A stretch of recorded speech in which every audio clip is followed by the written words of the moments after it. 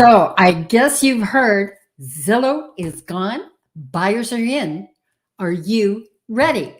Welcome to Facebook Live, MJTV. It's not HGTV because I want to tell you how it really works, not how they tell you it works.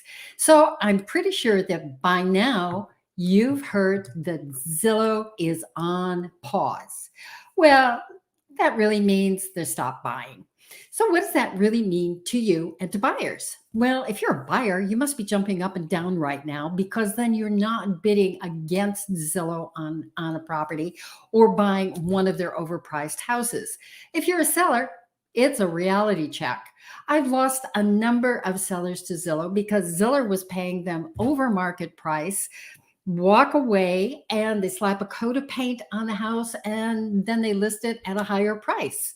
Well, guess what? Not all of those homes were selling in a heartbeat. Yep, they sold, but not in a heartbeat and not always at the price that they were hoping to sell.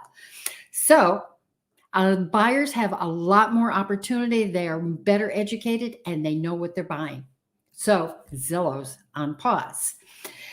Realtors are breathing a sigh of relief, and you ask why. Well, actually, we hated it when there were so many. In 18, 19, I made an offer on a house for $200,000. We were one of 50 offers. That's crazy. Wasn't 2021 a dynamite year?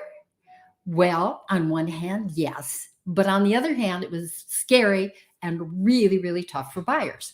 Prices have climbed between 12 and 17% across the country in 2021, but they've gone up 20% since 2019. That's hard to swallow. So, what's happening right now?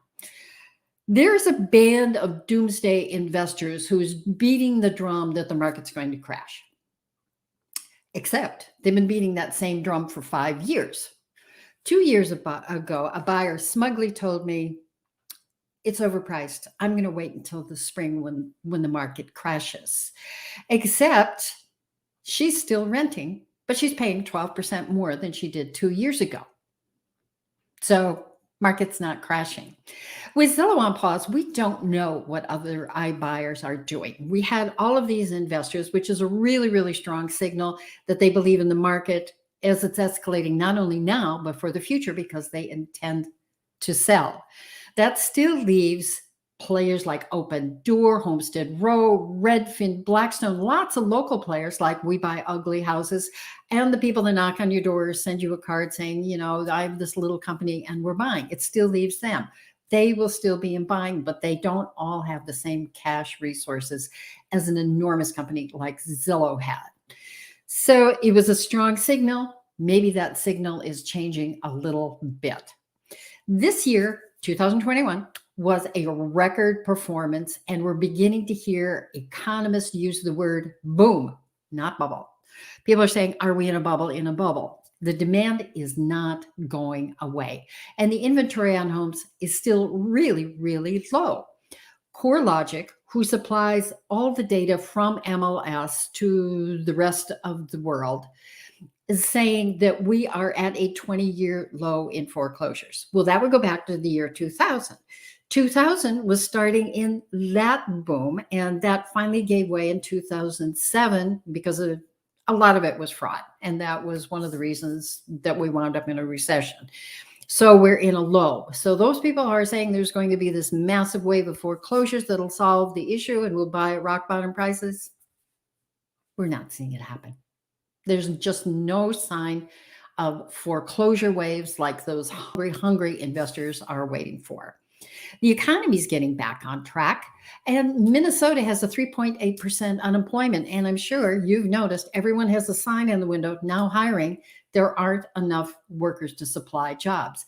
You know what? I saw an ad for Amazon, and it says people, well, we work 2 days a week. And another woman, they had all these requirements to work. And Amazon goes, yeah, we'll work with you. Amazon needs workers. And if Amazon needs them, the rest of the companies do too. I talk to a lot of baby boomers. I am a boomer.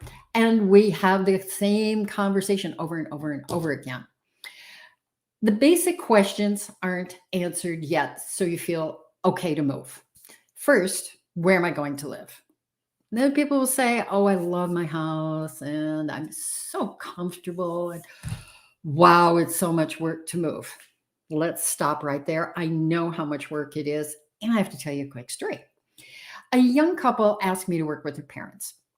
Their parents were just fine, except they were in their 70s. They were healthy, and they had a vintage two-story in South Minneapolis with a one-car tuck-under garage, which is really small, and it's really slopey backyard.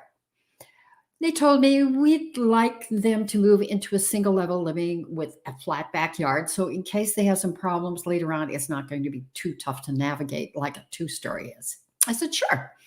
So I talked with mom and dad, and they weren't convinced. They showed me the door frame where they had notched their little kids as they grew up to be, teenagers. And then there was a second set of notches where the grandkids were growing. So they were comfortable in the neighborhood. They loved their house, and they admitted mowing the backyard was really tough and the garage was kind of small. And they were going to hold a garage sale. So we went out and looked at a few homes. None of them was right. And they just couldn't see themselves in any of them, but they were working on the garage sale. So they agreed to go out a second time. Again, they were disappointed. They just couldn't find a house they could see themselves living in. But by now, the garage sale was pretty well prepared. So they finally agreed to go out a third time and looking, but they were skeptical they'd ever find a house that they could love like the house they've loved for 30 years. We looked at a few ramblers in Bloomington, and the very last home on the list for the tour that day, mom's eyes just opened wide. She whipped around to her husband and said, "When are we getting out of that dump?" "Well, we can as soon as you are ready." Everyone needs to know where they're going. The first step is, where are you going? It's a huge decision. Who else might be involved in this decision? Are you a baby chaser and want to be close to the kids that are maybe in Nashville or Charlotte or maybe even in Texas? Are you thinking of beachside in Florida? Or do you want a townhouse that you can lock and leave and go to Florida or go to Nashville or to Charlotte or whatever? These are all really big decisions. Have you visited a few places where you'd like to live, or do you plan to do that? Or do you want to stay local? So there's lots of reasons in the mix. Once you know where you want to go, it gets easier. I promise. You'll have a direction instead of an idea. The second step is hard too. And what do I do with all my stuff? Every single seller that I've worked with asks, where did it all come from? How did it get into my house? And how do I get rid of it? Every single one. The spring market in Minnesota starts first week in February if the weather isn't really bitter and snowy. So if you start right now, take little bitty steps, by then you will be ready. Bite by bite, you whittle down at that pile. And I know your kids don't want your stuff. You know that too. We have to find other ways to get rid of it. It's not too late for garage sales, donations, and it's always the season to dump junk. Give yourself enough time to make decisions. As an example, one time I represented a hoarder. We had moved all the piles from the living room, the bedroom, the upstairs, all of that was out in the garage. So once it was all clear, the house was adorable without the piles, and it sold very quickly. 2 weeks before closing, she started unloading the garage, and she was expecting her friends to help too. Well, they didn't. And your friends won't either. They've got their own piles to deal with, and they don't want to do it either. She had hired help, and they didn't come. They didn't come on time, and then they didn't come back. So we wound up loading up her car up until midnight the night before closing. She was crying, and I just kept saying, stop crying, keep packing. Stop crying, keep packing. Stop crying, keep packing. It was a mantra that got us through the night. And the next mornings, we dragged ourselves to closing, exhausted, and you don't want that to happen to you. Give yourself time to make decisions And no, if you need other people, make sure that they do show up and you've got it well in advance. You don't want that last minute crunch. It's really exhausting. Getting rid of what you don't want or need or use is the hardest part of moving. Make it easier on yourself. There are ways to even make a few dollars doing so. If you have some gently used items, you can put them on Craigslist, Facebook Marketplace, eBay, or even an auction house. Another story. When my mom passed, she left an enormous willow collection. She just loved it. Had amassed every color, some collector's items, platters, soup tureens, bowls, plates, cups, saucers, literally hundreds of pieces. One night I was sitting on the floor trying to sort and match cups and saucers and getting absolutely nowhere. I just started crying. I was on total overwhelm. And of course, you feel guilty because you're not keeping it, but it was too much. The local collectors weren't buying it. So within a couple of days, I found an auction house and they said, well, yes, maybe, but guess what? They sent a team up to my house. So within 2 hours, they literally packed the entire collection and they did load it into a truck. There was that much. And a month later, they sent me a check. It was such a relief. It was just more than I could do. We all have to, to go through this stuff, but I have done a little graphic for you of 8 places that'll help you unload your stuff. So all you have to do is sign in below, click, and we will send you that graphic. You might even have some more places that you use. And got junk, they'll just take it all away. Click below and the list is yours. You want to give yourself time, but don't dawdle. The holidays will be banging on your door before you can imagine it, and you'll find every excuse from baking cookies to that it's too cold to clear out the garage. Spring market doesn't wait for the snow to clear. And ask for the highest and best offers early. The best time of the year to sell is really early spring. Everybody's excited. It's with the time when the prices go up.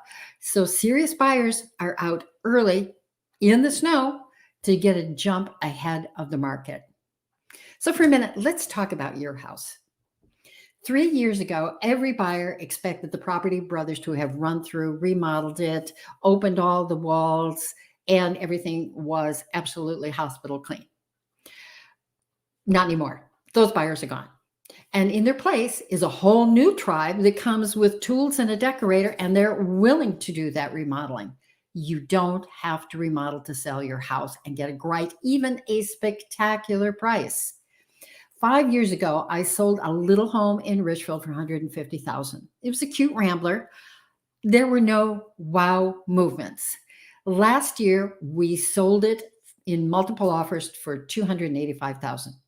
No remodeling, not even painting. They had a baby in the time, so yep, there was massive cleaning and storage and getting rid of stuff, but no remodeling and no major changes to the house. You can do this too. I'll admit, maybe your Flintstone furniture and that's overstuffed in the living room is going to have to be shoved out to the garage, but it will give you more space to sell. What do buyers want? They want to see themselves. They have a vision for what they want. And the less they have in a room, sometimes even vacant rooms, make it easier to sell. I had a client whose mother helped him decorate when he moved into a townhouse 14 years before. She convinced him that a red and black wallpaper, a plaid was the way to go. It was trendy with black appliances. When he went to sell, he still thought she was right. And we had to leave it on the market for 2 solid weeks with 0 buyers to convince him that it wasn't working in today's market. That and the combination of like 200 photos from all the neighbors' houses that were all painted white that we're selling. So yes, he painted the cabinets off white. He changed the hardware on that. We added a couple of baskets and a little accent color. And yes, it sold like Coca-Cola in the desert. He had all the cabinets redone, the hardware. It sold in a few days. That's all he did. Well, yes, they did some cleaning, but no remodeling.